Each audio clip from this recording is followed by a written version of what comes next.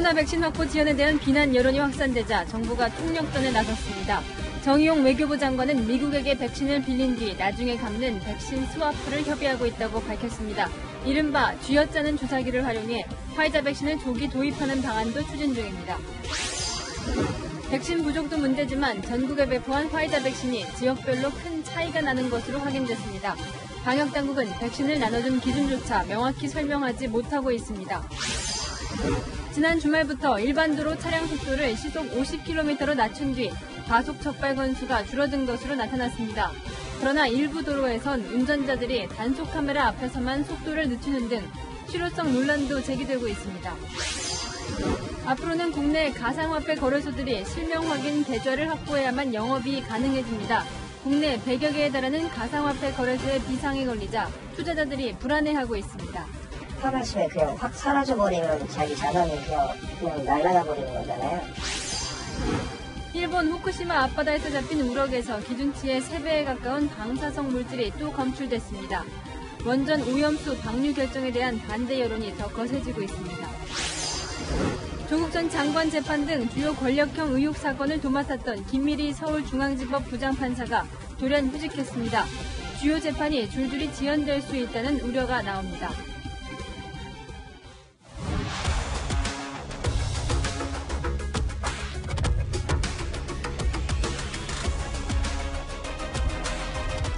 뉴스의 동정민입니다. 백신 수급에 문제없다고 큰소리쳐온 우리 정부, 미국에 사실상 외상으로 백신을 공급받는 안을 추진 중입니다. 정의용 외교부 장관이 한미 간 백신 스왑 체결을 협의 중에 있다고 밝혔는데요. 미국에서 먼저 백신 지원을 받고 나중에 우리 설비로 백신을 생산하면 그때 그만큼 돌려주는 형식입니다. 그런데 이 백신 수급에 자신을 보이고 있는 미국이 응할지가 관건입니다. 야당은 이런 상황 자체가 백신 외교 참사라며 질타했습니다. 정한희 기자가 첫 소식으로 보도합니다.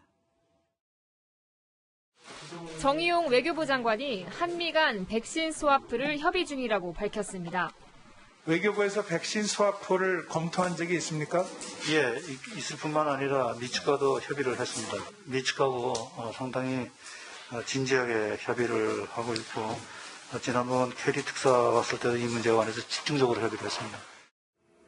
우선 미국의 백신을 지원받고 나중에 국내에서 생산하는 백신으로 갚겠다는 겁니다.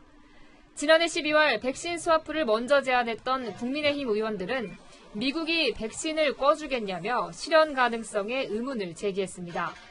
쿼드에 참여하지 않고 백신 협력을 할 수 있다고 보세요? 미중 간의 갈등이라든지 쿼드 참여 이런 거는 연관이 직접 없다고 보고 미국의 중국 압박 외교에 동참하지 않고 백신을 빌리기 쉽지 않다는 겁니다. 국민의힘은 백신 외교 참사라며 다음 달 한미 정상회담차 미국을 방문했을 때 문재인 대통령이 직접 백신을 확보해 오라고 요구했습니다. 일본의 총리는 미일 정상회담을 하러 미국 갔다가 바이든하고 정상회담이 끝나고 화이자 CEO하고 직접 전화 협의를 해서 1억 회분을 확보받은 걸로 추정이 된다. 지금. 일본 못지않은 아니면 이것보다 더 많은 성과가 나올 수 있도록 준비를 철저히 하도록 그렇게 하겠습니다. 하지만 중앙재난안전대책본부는 백신 스와프에 대해 국민께 알려드릴 성과가 나오지 않았다고 밝혀 정부가 국민에게 헛된 희망만 주고 있는 게 아니냐는 우려가 나옵니다. 채널A 뉴스 정한입니다. 우리 정부는 주사기 찬스도 한 번 더 쓰려고 합니다. 5명 분량으로 6명을 맞힐 수 있는 이른바 쥐어짜기 주사기를 우리 기업이 개발했죠. 이 화이자 측에 대량 생산한 이 주사기 대부분을 수출하고 대신에 화이자 백신 수급을 6월 이전으로 앞당기는 협의를 진행 중입니다. 전혜정 기자입니다. 정부가 이른바 쥐어짜는 주사기로 불리는 최소 잔여형 주사기 수출을 연결고리로 화이자 백신 도입을 앞당기는 방안을 추진 중입니다. 정부 관계자는 주사기 공급을 확대해달라는 화이자 측 요청을 수용하는 대신 3분기 이후 예정된 백신 950만 명분 중 일부를 앞당겨 받는 방안을 협의 중이라고 밝혔습니다. 정부 지원으로 개발된 풍림 파마텍의 최소 잔여형 주사기는 미국 식품의약국 FDA 승인과 화이자의 공식 인증을 받았습니다. 현재 이 주사기는 월 1,000만 개가 만들어지는데 다음 달 제2공장이 문을 열면 생산 물량이 월 2천만 개로 늘어납니다. 현재 화이자는 부족한 백신 물량을 감안해 최소 잔여형 주사기 사용을 전제로 각국에 백신을 공급하고 있습니다.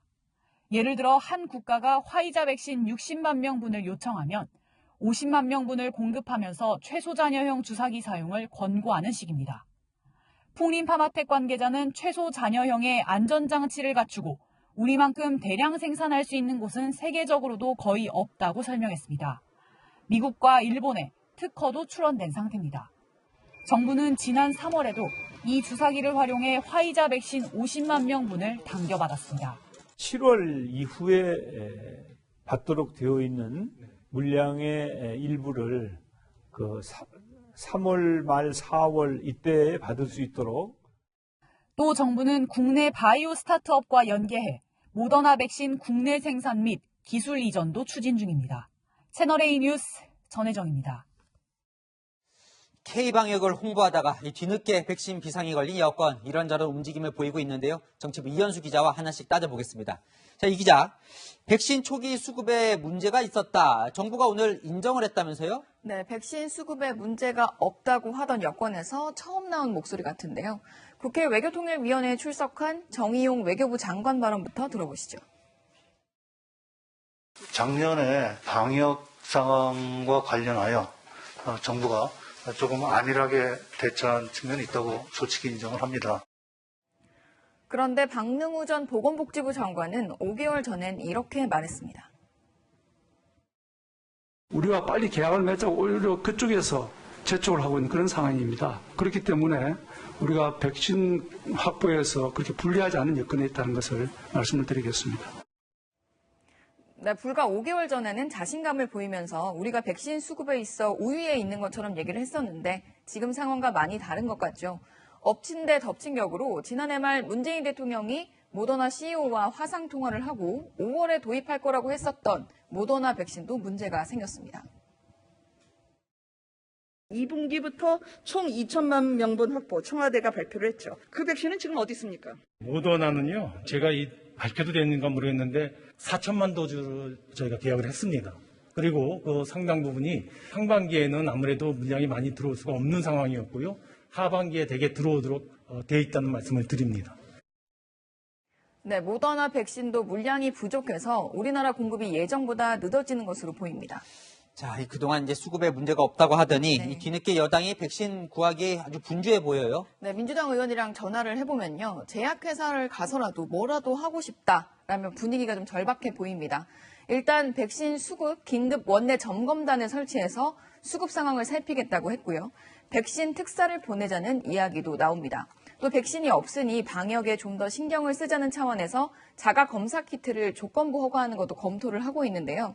자가검사 키트는 이낙연 당대표 시절에도 도입한다고 했다가 진단 정확도가 떨어진다는 이유에서 무산이 됐던 건데 급한 상황이 다시 꺼낸 것 같습니다. 백신 수급 논란으로 K방역 성과까지 덮일 수 있다는 위기감이 민주당 내에 번지고 있습니다.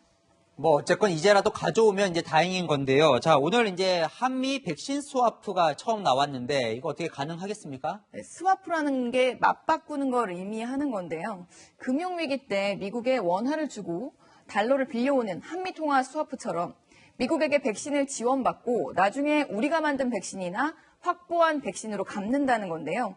정부 쪽에 알아봤더니 멕시코와 캐나다에 미국이 아스트라제네카를 빌려준 선례가 있더라고요.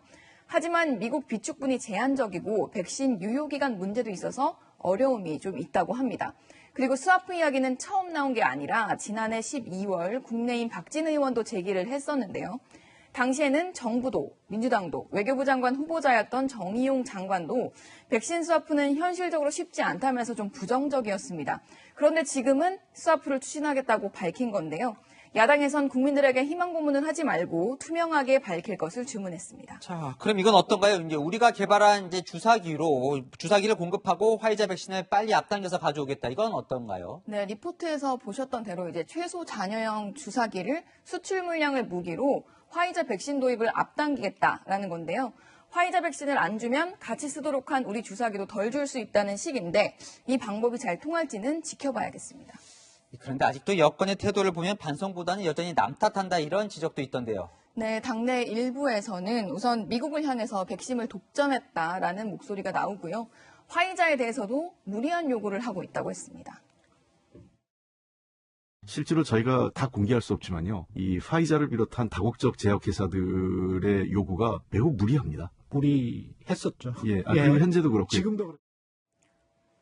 네, 홍남기 국무총리 직무대행은 백신 수급 불안과 관련한 오늘 대정부 질문 질의에서 가짜뉴스를 심각하게 생각 중이라면서 수급 불안을 가짜뉴스로 치부하는 발언을 했는데요. 누리꾼들은 빨리 백신을 구하라는 거지 왜 가짜뉴스 프레임을 거느냐 이런 비판을 하고 있습니다. 정부로선 억울한 면도 있을 것 같습니다. 하지만 지금 이 시간 중요한 건 안전한 백신의 빠른 도입이겠죠. 남 탓이나 비판에 대한 반박보다 국민들에게 구체적이고 충분한 설명이 있어야겠습니다. 네, 지금까지 이현수 기자와 살펴봤습니다. 자, 이 백신이 부족한 게 이렇게 가장 큰 문제지만 있는 백신을 배분하는 기준도 모호하다는 지적이 나옵니다. 이 정부가 배포한 화이자 백신의 양이 지역별로 3배씩 차이가 나는 것으로 확인됐습니다. 이다희 기자가 현장을 점검해보고 왜 그런 일이 벌어지는지도 따져봤습니다. 지난 1일 접종을 시작한 서울 노원구의 예방접종센터. 순서를 기다리다 답답해 직접 문의한 어르신도 적지 않습니다. 나보고 전화가 왔어요. 저기 맞았어요. 그래서 동해로 쫓아갔지. 거기는 무슨 맞았다는데 나오지 말고 지금 나오는데도 맞았다는 거예요. 이곳 자치구에서 접종에 동의한 2만 8천 명 중에 24% 정도인 6천여 명이 접종을 완료한 상황. 이곳에서 지금까지 확보한 백신은 접종 대상자 대비 27%입니다. 반면 이웃한 자치구인 서울 중랑구는 백신 확보율이 38%가 넘습니다. 서울 자치구 5곳의 접종 동의 인원 대비 백신량을 조사해보니 적게는 12%, 많게는 38%까지 3배 이상 차이가 났습니다. 방역당국은 당초 노인 인구에 비례해 백신을 배분하겠다는 원칙을 밝혔지만 실제는 달랐던 겁니다. 제가 그것까지는 정확히 모르겠는데 어차피 잘 맞고 있는 접종률이 높은 곳에 백신을 있다면 그쪽을 먼저 공급하는 게 맞지 않을까.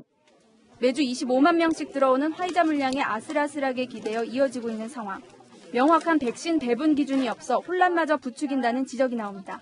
채널A 뉴스 이다혜입니다.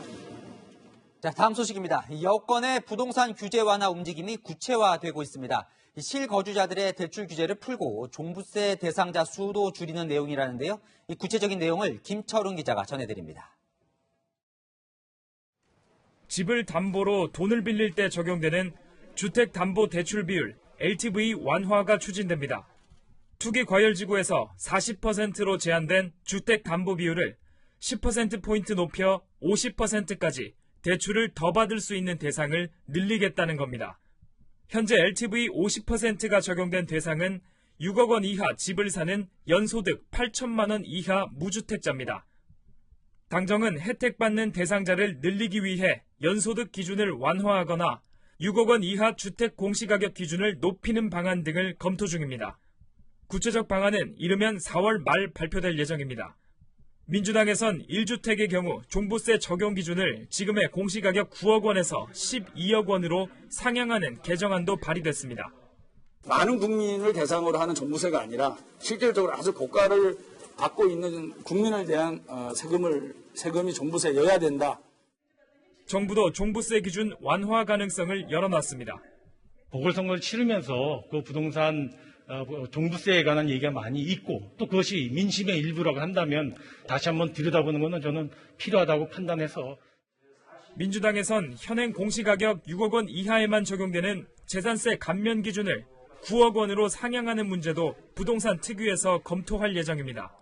채널A 뉴스 김철웅입니다. 재건축 기조도 변화의 조짐을 보이고 있습니다. 노형욱 신임 국토부 장관 후보자가 공공개발과 민간 재건축 사이에서 절충점을 찾겠다고 말했는데요. 공공재건축을 강조해온 전임 변창흠 장관과는 온도차가 있는 거죠. 재건축 규제 완화를 약속한 오세훈 서울시장의 취임과도 맞물리면서 재건축 단지가 들썩이고 있습니다. 박재 기자입니다. 청문회를 준비하러 출근한 노형욱 국토교통부 장관 후보자. 민간 재건축 규제 완화에 대해 묻자 절충이란 답을 내놨습니다. 양자택일의 문제는 아니라고 봅니다. 서로 윈윈하자는 그런 정신이 담겨져 있기 때문에 국민을 눈앞에 두고 생각을 한다면 좋은 재충점이 나오지 않을까. 주택 공급을 위해서라면 민간 재건축 규제 완화도 꼭 배제할 필요는 없다는 의미로 풀이됩니다. 국토부 관계자는 투트랙 전략이라고 설명했습니다. 공공재건축 재개발은 재건축 절차 단축 같은 민간 재건축에는 없는 강점이 있어 조합이 공공이나 민간 중 원하는 대로 선택하면 된다는 겁니다. 강남권 재건축 단지는 달아오르고 있습니다. 최근 압구정동의 한 아파트가 최고가인 80억 원에 거래됐고 압구정동 재건축 추진 아파트 단지 중 최대 규모인 압구정 3구역도 재건축 조합 설립 인가를 받았습니다. 재산세 부담이 가중되고 있기 때문에 집값 올라가는 것에 대해서 그리 탐탁지 않게 생각하고 있습니다. 공급을 많이 늘려서 집값 안정화를 지금 기대하고 있습니다.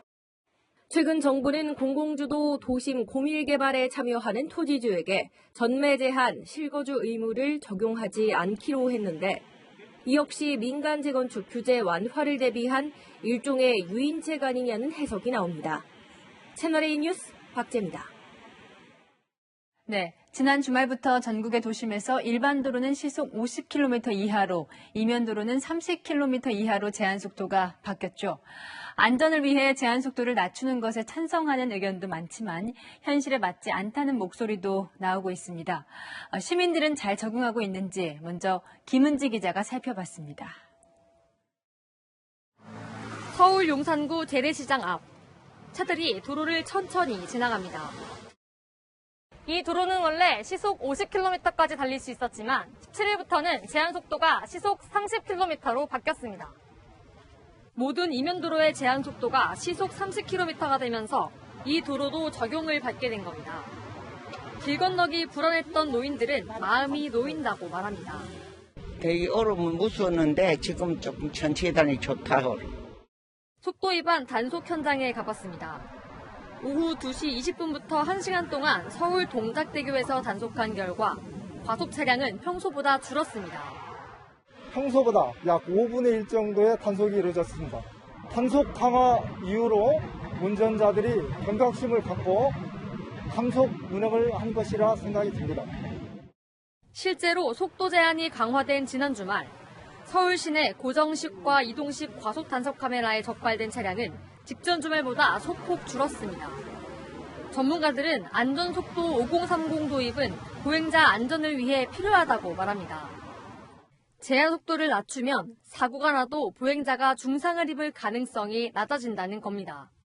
사고 위험 구간 중심으로 이 단속 카메라를 설치하게 되면 가속으로 인한 그 사고 감소 효과가 상당히 있는 걸로 나타났습니다. 지난해부터 이 제도를 시범 운영한 부산에서는 보행 사망자가 전년보다 34% 감소했습니다. 채널A 뉴스 김은지입니다. 모든 도로에 시속 50km 제한을 적용하는 것이 효율적이지 않다는 목소리도 나옵니다. 저희 취재진이 돌아보니 단속 카메라가 없는 곳에서는 과속하는 차량도 많았습니다. 이어서 구자준 기자가 보도합니다. 퇴근 시간이 지난 오후 8시, 차들이 빠르게 다리를 건넙니다. 그러다 특정 구간에 도달하자 일제히 빨간색 제동등이 켜집니다. 시속 50km 제한 속도를 단속하는 카메라가 나타나자 속도를 줄이는 겁니다. 단속 카메라가 없는 구간에서도 제한 속도가 지켜지는지 제가 택시를 타고 이동하면서 속도를 재보겠습니다. 신호가 없어 평소 차들이 빠르게 달리는 서울 동작구 노들대로 시속 50km를 넘어 73km까지 올라갑니다. 제 속도 지키고 가는 한 사람도 없어요. 마포대교에서는 속도를 더 냅니다. 경고음이 울리는데도 시속 90km로 달립니다. 카메라까지 100km 카메라 내가 속도 박치겠어요. 반포대교에서 시속 50km를 지키며 달리자 옆 차선 차량들이 빠르게 택시를 지나칩니다. 단속 카메라가 없는 곳에선 지켜지지 않는 제한 속도. 운전자들은 실효성이 떨어진다고 지적합니다. 50km로만 주대로면 사고 적다 하는데 또 그렇지만도 않잖아요. 카메라만 피해서 또 달리고. 손님이 급하다고 또 환자분들 이런 분들 빨리 가자고 그러면 그 속도를 보고 어떻게 가겠습니까? 그러니까 위반을 할 수밖에 없는 것이죠. 과속에 의한 교통사고 비율은 0.5%로 사고 원인 중 비중이 가장 낮았습니다. 운행 속도를 낮추는 것 외에도 사고 감소와 보행자 안전을 위한 종합적인 대책이 필요하다는 지적입니다. 채널A 뉴스 구자준입니다. 특히 운전하는 일이 직업인 사람들의 고충이 많습니다. 도심을 다니는 시내버스들은 느리게 달려야 해서 운행 시간은 늘었는데 배차 간격은 바뀌지 않는 점이 곤란해졌습니다. 버스 기사들은 화장실 갈 시간도 없어졌다고 말합니다. 김태형 기자입니다. 시내버스 차고지에 있는 구내식당. 기사들이 서둘러 식사를 마치고 자리를 뜹니다. 한 차례 운행을 다녀오면 30분 정도 점심을 먹을 여유가 있었지만 이번 주부터 상황이 달라졌습니다. 제한 속도가 시속 50km로 준 이후 운행 시간이 10분에서 길게는 20분 이상 늘었기 때문입니다. 운행 시간은 늘었지만 15분 간격인 배차 시간은 바뀐 게 없다 보니 점심을 아예 포기하는 경우도 늘었습니다. 지금은 쉬는 시간은 없고 바로 돌려서 나가는 경우가 거의 태반인 것 같습니다. 특히 편도 1시간 반 이상 걸리는 장거리 노선은 비상입니다. 운행 시간이 2시간 이상으로 늘어나 화장실 한 번 가는 것도 고역입니다. 2시간 동안 생리현상을 참고 그렇게 운행을 해야지 되기 때문에 심리적으로도 좀 불안하고 그런 부분들이 있죠. 차내에 PT병을 이렇게 소지하고 다니시면서 차내에서 이렇게 해결하시는 분들도 계실 정도예요. 운행 시간이 늘면서 기사들 집중도가 떨어지고 안전 운행에 지장이 크다는 지적도 나옵니다. 안전 운행에 있어서 집중도가 좀 많이 떨어지는 상황이에요. 그거를 저희는 대전시에 장거리 노선들을 좀 잘라달라. 지자체들은 대중교통 운행 상황을 지켜보고 배차 간격에 문제가 있는 구간에 대해 일부 조정할 수 있다는 입장. 버스 기사들이 안전운전을 할 수 있도록 보완책이 필요하다는 목소리가 커지고 있습니다. 채널A 뉴스 김태형입니다. 네, 가상화폐 거래가 큰 붐을 일으키고 있다고 바로 어제 전해드렸는데 오늘은 비트코인 가격이 6천만 원대까지 떨어지기도 했습니다. 특히 정부가 국내 가상화폐 거래소의 규제 칼까지 꺼내들면서 투자자들에게 빨간불이 켜졌습니다. 실명 계좌를 받은 거래소만 영업을 할 수 있게 되면 거래소 100여 개가 사라질 수 있습니다. 김유빈 기자입니다. 국내 100여 개가 넘는 가상화폐 거래소들입니다. 이 중 은행과 실명 계좌를 튼 거래소는 빗썸, 업비트, 코인원, 코빗 4곳뿐입니다. 앞으로는 개정법에 따라 은행으로부터 실명 계좌를 발급받은 거래소만 영업이 가능해집니다. 유예 기간은 6개월. 오는 9월 말까지 상당수 거래소들이 문을 닫을 수 있는 겁니다. 개인 투자자들은 이런 상황을 잘 모르고 있습니다. 저도 실명이 안 된 거래소를 작년까지는 이용을 했었어요. 일단 이런 상황이 온다는 걸 알아서 다 업비트로 옮겨놓은 상태거든요. 안 옮기신 분들 들어보면 대부분 몰랐는데? 거래소 상당수가 이른 시일 내에 은행과 실명 계좌를 틀 수 있을 것처럼 홍보하고 있어서입니다. 그걸 믿고 있는 사람도 많이 있어요. 그러니까 내가 거래하는 거래소는 곧 은행과 실명 확인이 되는 통장을 개설할 수 있겠구나. 하지만 거래소에서 사고라도 터지면 은행과 거래소가 연대 책임을 져야 합니다. 은행 입장에선 까다로운 잣대를 들이댈 수밖에 없는 겁니다. 살생부의 역할을 할 수 있는 그런 역할이다 보니까 저희는 거래소하고 거래 끊는 지가 꽤 오래됐어요. 예전에 하다가 인기 많을 때 한번 사기적으로 문제가 됐었잖아요.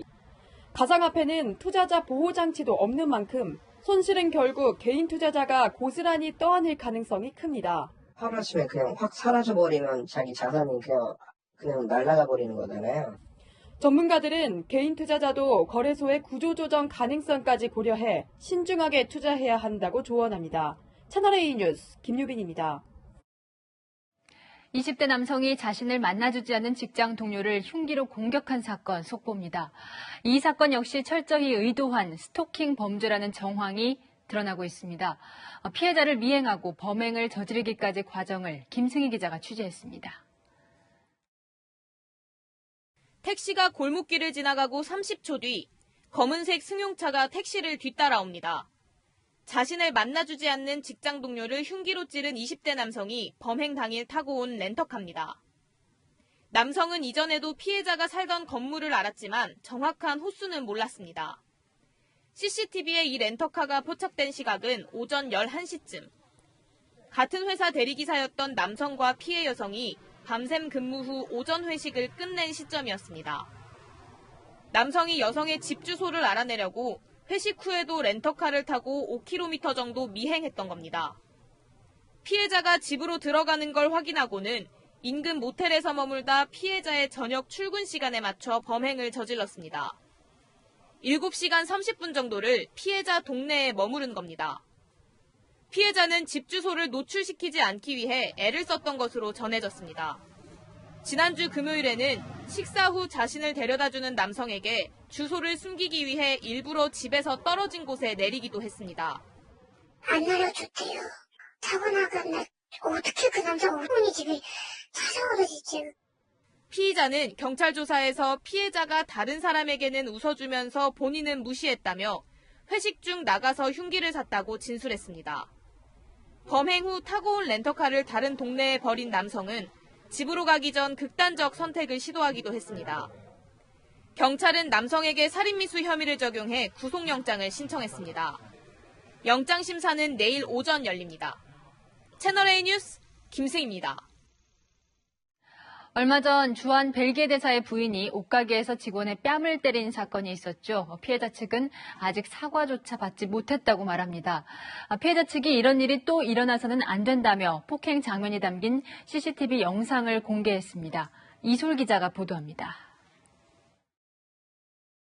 검은 옷을 입은 여성이 옷가게로 들어오더니 계산대에 있던 직원을 끌어당기고 뒤통수를 때립니다. 다른 직원이 여성을 말리자 거칠게 밀치고는 손가락질을 합니다. 말리는 직원의 뺨까지 때립니다. 여성은 피터 레스쿠이의 주한 벨기에 대사의 부인입니다. 폭행이 있기 전 대사 부인은 1시간 정도 옷을 고르고 입어보기까지 한 뒤 아무것도 사지 않고 매장을 나섰습니다. 직원은 매장 옷을 입고 간 걸로 착각하고 부인을 따라갔지만 매장 옷이 아닌 걸 확인하고는 곧바로 사과하고 돌아왔습니다. 하지만 부인은 매장 밖에서 누군가와 통화를 하고는 곧장 들어와 직원 2명을 때린 겁니다. 직원의 신고로 경찰이 출동했지만 경찰관은 부인의 신원을 확인하고 귀가시켰습니다. 뺨을 맞은 직원은 왼쪽 눈 실핏줄이 터지고 볼이 빨갛게 부어올랐지만 지금까지도 사과를 받지 못했습니다. 사건이 알려진 뒤 대사관 SNS에는 사과하지 않으면 국민청원을 올리겠다는 항의 댓글이 이어졌습니다. 경찰은 피해자 조사를 마친 뒤 대사 부인을 조사하기 위해 대사관에 출석 요구서를 보냈습니다. 하지만 외교관과 그 가족은 외교관계에 관한 비엔나 협약에 따라 면책특권이 있어 형사처벌을 받지 않습니다. 대사 부인이 조사에 불응해도 경찰이 강제조사에 나설 수는 없어 논란은 계속될 전망입니다. 채널A 뉴스 이솔입니다. 천안함 용사들을 의문사로 만들었다. 청와대 앞에서 1인 시위를 하고 있는 전 함장과 유족 모습입니다. 천안함 재조사 논란에 휩싸였던 대통령 직속기구위원장은 결국 사의를 표했는데요. 천안함 전 함장은 꼬리 자르기라며 대통령의 명확한 입장 표명을 요구했습니다. 권갑구 기자입니다.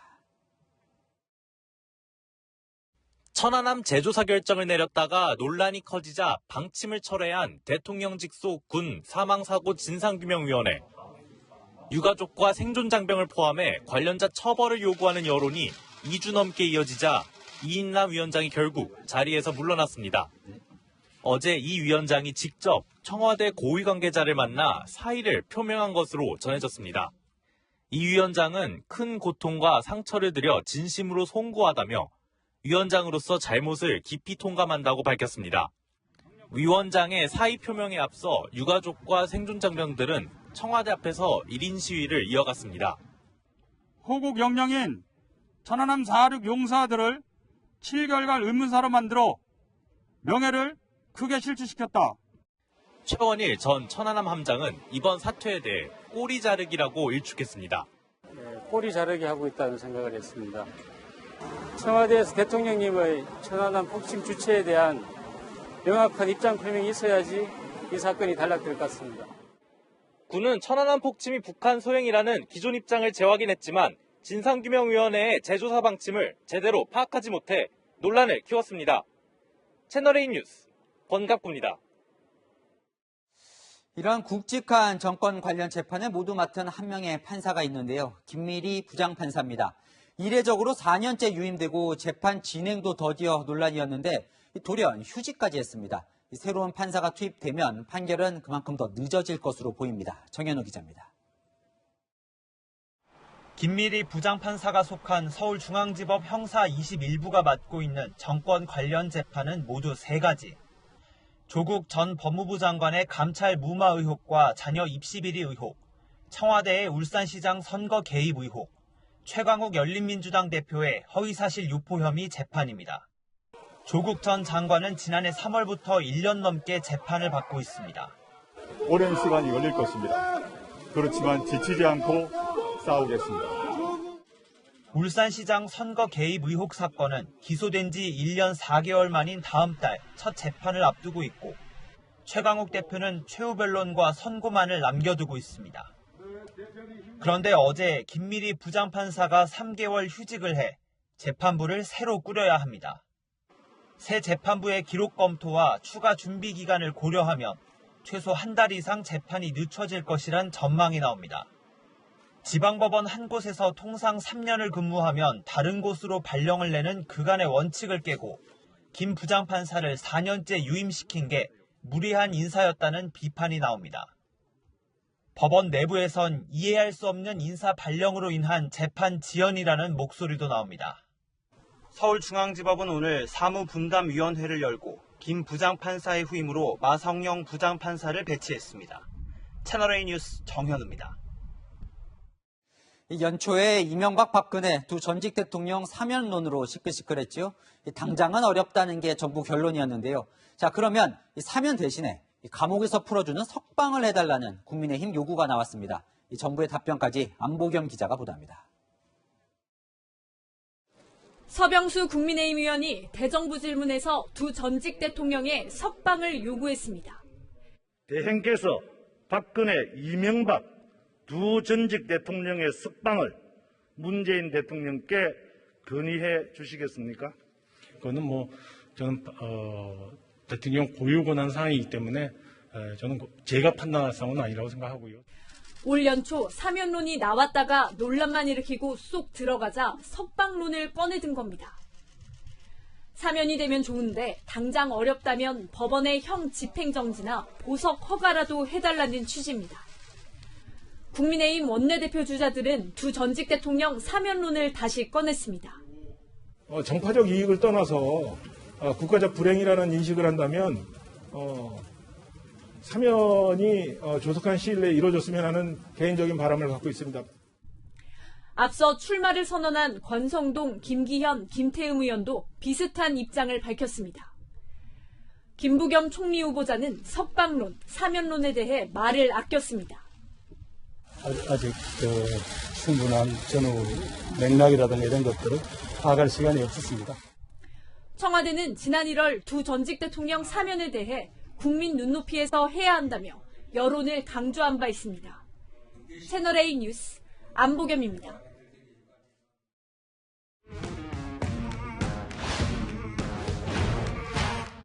여랑야랑 정치부 이동훈 기자와 함께합니다. 첫 번째 주제 보여주시죠. 네.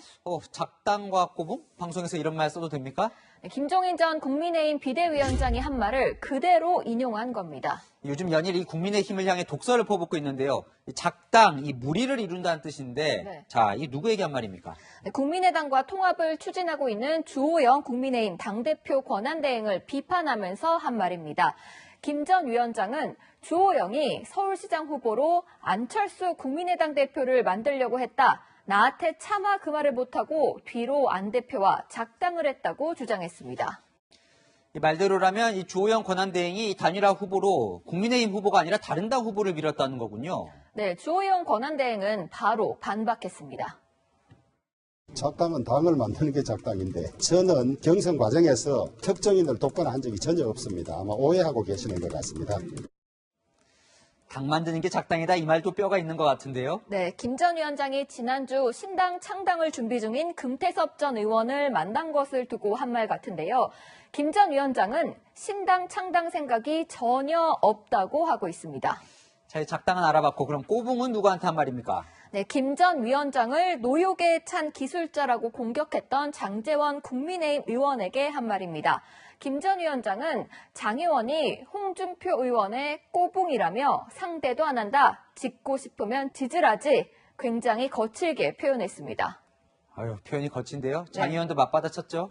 네, 김종인 꼬붕이 아니어서 다행이다. 더군다나 노태우 꼬붕이 할 말은 아닌 것 같다고 했는데요. 김 전 위원장은 노태우 정부에서 대통령 경제수석과 보건사회부 장관을 지냈습니다. 불과 2주 전 국민이 지지한 것은 이렇게 품격 없는 모습은 아니었을 텐데 씁쓸합니다.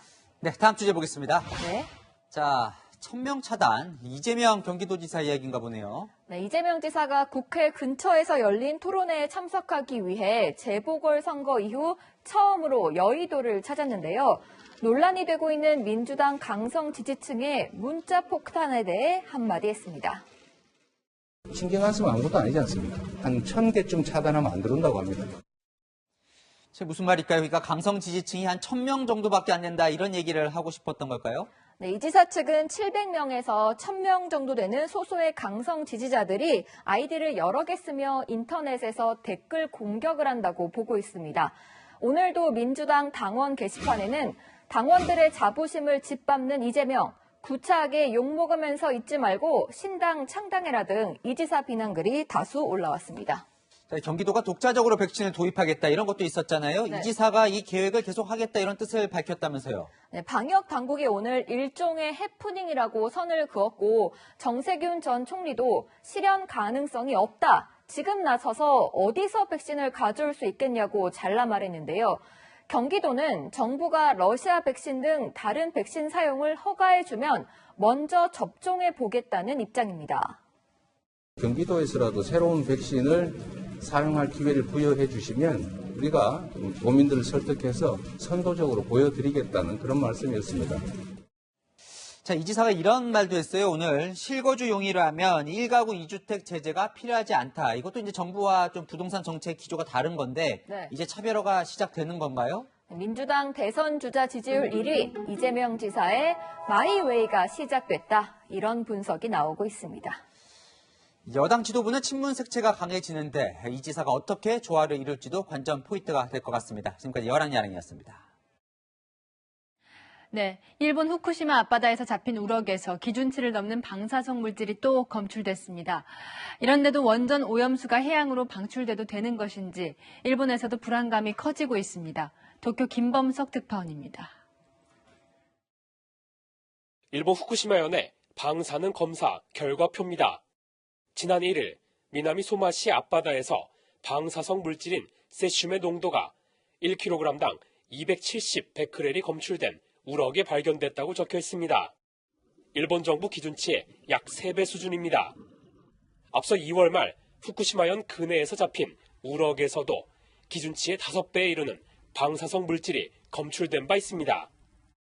일본 정부가 후쿠시마산 우럭에 대해 뒤늦게 출하 제한 조치를 밝혔지만 원전 오염수를 바다에 방류하기로 결정한 뒤에 이 같은 방사능 검출 결과가 알려지면서 불안감이 큽니다. 一回言った話にはなっちゃうんですけど、不思議な感じですよ。むしろ我々も戸惑いもありますよ、逆に。トリチウム安全なのってこんなもん絶対のデタラメですからね。魚は食えない、それを食べたら、例えばそれを取って食べ残したら人間が今度病気になってしまいます。 국회에선 우리 정부의 안일한 대처가 논란이 됐습니다. IAEA 기준에 맞는 그 적합성 절차에 따라서 된다면 저희가 굳이 반대할 건 없다고 봅니다. 여당에서조차 질책이 쏟아졌습니다. K방역만 홍보하다가 오염수 처리 문제에 소홀했다는 겁니다. 오염수를 마시고 밥이나 빨래라거나 농사져라. 이렇게 얘기를 하니까 왜 우리는 이렇게 접근 못하냐. 정의용 장관은 미국을 제외하곤 국제 여론이 우리 편이라며 소송 등 대책을 마련하겠다고 밝혔습니다. 도쿄에서 채널A 뉴스 김범석입니다. 강릉 주문진에서는 화투 모임 집중 단속이 벌어지고 있습니다. 어민들의 화투놀이 때문에 코로나가 번지면서 마을 전체가 발칵 뒤집힌 겁니다. 강경모 기자입니다. 평소 같으면 사람들로 북적였을 수산시장이 텅 비었습니다. 주문진항을 중심으로 코로나19 집단 감염이 확산되자 내일까지 문을 닫은 겁니다. 뭐 좀 나왔는데 장사 안 하니까 굉장히 섭섭하고 서운하네. 이제 어민들도 굉장히 힘들겠죠. 굉장히 많이 찾아오는데. 지난 15일 60대 여성이 처음 확진 판정을 받은 이후 지금까지 주문진읍 관련 확진자는 40명으로 늘었습니다. 이일간 강릉 지역 확진자 10명 중 9명 이상이 이곳에서 나왔습니다. 금어기를 맞은 어민들이 모인 게 화근이 됐습니다. 4월이 이제 오징어 채납기 금어기간입니다. 그래서 많은 다수의 어민분들이 영을 하시거나 소위 말해서 소규모 모수동 모임을 한다든가. 여기에 유흥주점과 노래방 같은 다중이용시설을 출입했고 마스크 미착용과 5인 이상 집합 금지 등 방역수칙을 위반한 사실도 드러났습니다. 확진자가 속출하자 강릉시는 주문진 지역의 거리 두기를 2단계로 격상했는데요. 유흥시설 입구에는 집합금지를 알리는 명령문이 붙었습니다. 임시선별검사소엔 검사를 받으러 온 주민들의 행렬이 이어지고 있습니다. 단지 그 몇몇 사람들 때문에 이렇게 많은 피해를 보니까 너무너무 딱하지만. 방역당국은 경찰과 합동으로 화투놀이 모임을 집중 단속하기로 했습니다. 또 주문진읍과 인근마을 주민들에 대한 전수조사도 검토하고 있습니다. 채널A 뉴스 강경모입니다.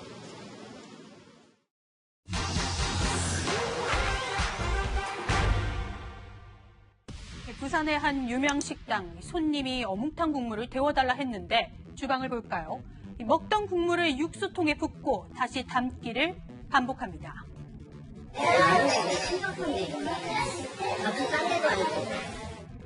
구청 조사에서 업주는 음식 재사용을 인정했죠. 음식 재사용 엄벌해야 한다 목소리 있는데 알아봤습니다. 문제의 식당은 안심식당으로 지정돼 있었죠. 코로나19 사태 속 안심하고 이용하라며 덜어먹기 가능한 도구를 제공하고 위생적인 수저 관리, 또 종사자 마스크 착용 등을 준수하는 식당으로 지방자치단체가 지정합니다. 지정 이후에도 1년에 2차례 불시 점검을 하는데 음식 재사용을 막지는 못했습니다. 비슷한 사건 지난달에도 있었죠. 부산의 한 돼지국밥집이 먹다 남은 깍두기를 재사용한 사실이 드러나 15일 영업정지 받았습니다. 음식물 재사용에 대한 처벌 기준이 생긴 건 2009년입니다. 손님이 먹고 남긴 음식물을 다시 사용, 조리해선 안 된다는 건데요. 1차 위반하면 15일, 2차는 2달, 3차는 석 달 영업정지고 사안에 따라서는 3년 이하 징역형까지 가능하지만 실제 형사처벌되는 경우는 드뭅니다. 기소유예나 선고유예에 그치는 경우가 많고 확실한 증거를 찾는 것이 쉽지 않기 때문에 즉 범죄 혐의의 입증이 쉽지 않기 때문에 그런 것으로 보입니다. 단속 실효성에 대한 지적도 나옵니다. 지방자치단체 위생과에서 그 단속을 나가게 되는데 단속 나가는 인력이 작기 때문에 순식간에 이루어지는 거기 때문에 포착하는 것이 대단히 어렵죠. 관할구청은 안심식당 지정 취소에 영업정지 15일 처분과 형사 고발하기로 했죠. 형사처벌보다 무서운 건 한 번 무너진 소비자의 신뢰 회복하기 어렵다는 겁니다. 이 밖에도 궁금한 점은 팩트맨 많은 문의 바랍니다.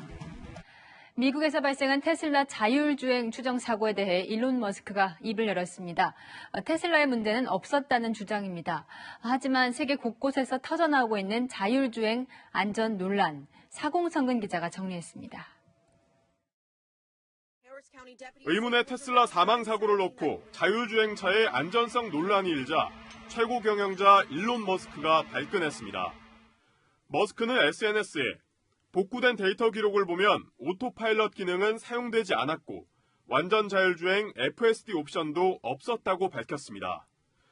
그는 오토파일럿 기능을 작동하려면 차선이 있어야 하는데 사고 장소엔 차선이 없었다고 주장했습니다. 차량 결함이 아니라는 취지지만 운전석에 사람이 없었다는 경찰 증언이 설명되지 않습니다. They are 100% certain that no one was in the driver's seat driving that vehicle at the time of impact. 운전자의 조작 실수나 안전 불감증에 따른 사고라 해도 문제는 남습니다.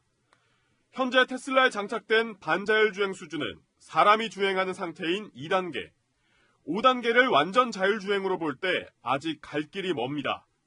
그런데도 오토파일럿의 오토나 풀셀프라는 용어를 사용해 소비자들에게 혼선을 줄 수 있다는 겁니다.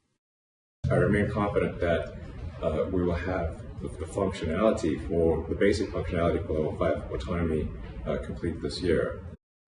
그러다 보니 온라인상에는 테슬라 운전자들이 잠을 자거나 운전대를 놓고 술을 마시는 위험천만한 모습들이 자주 노출되곤 합니다. 한 여성이 테슬라 차량 위에 올라가 우산을 던지며 난동을 부립니다. 테슬라 차주인 장모 씨는 브레이크 결함으로 가족이 큰 사고를 당할 뻔했다며 환불을 요구했습니다. 공안 당국은 장 씨를 난동 혐의로 닷새간 구금했지만 중국 내에선 테슬라의 배상 책임을 요구하는 여론이 적지 않습니다. 채널A 뉴스 사공성근입니다. 네, 여러 가지 논란도 많지만 전기차 수요는 국내에서도 급증하고 있죠. 전기차 업체들끼리 보조금 경쟁도 치열합니다. 차량을 빨리 만들어서 보조금이 소진되기 전에 소비자에게 인도하는 것이 관건입니다. 안건우 기자가 보도합니다. 사전 계약만 4만 대. 큰 관심을 모은 현대자동차의 아이오닉5가 오늘 출시됐습니다.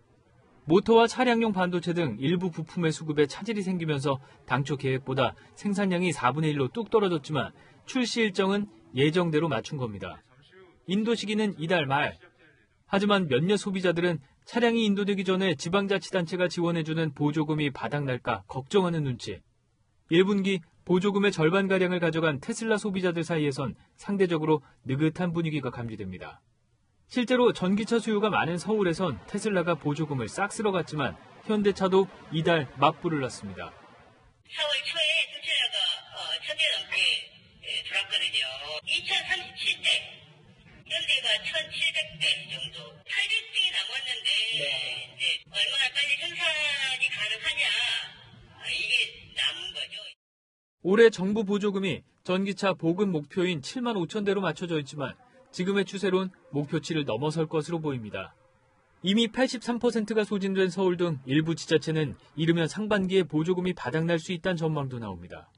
지자체가 예산이 부족해서 보조금 확산에 걸림돌이 되었을 때는 중앙정부 차원의 어떤 활성화 대책을 통해서라도 빠른 보급과 인프라 구축이 필요하다고 볼 수 있습니다. 기아는 석 달 뒤 신차 인도를 계획하고 있습니다. 보조금은 차량 인수 시점에 지급받는 만큼 완성차 업체들의 속도전이 치열해지는 상황. 전기차 열기가 뜨거워지자 정부도 추경을 편성하겠다고 밝혔지만 보조금 소진 속도를 따라잡긴 역부족일 것으로 보입니다. 채널A 뉴스 안건우입니다.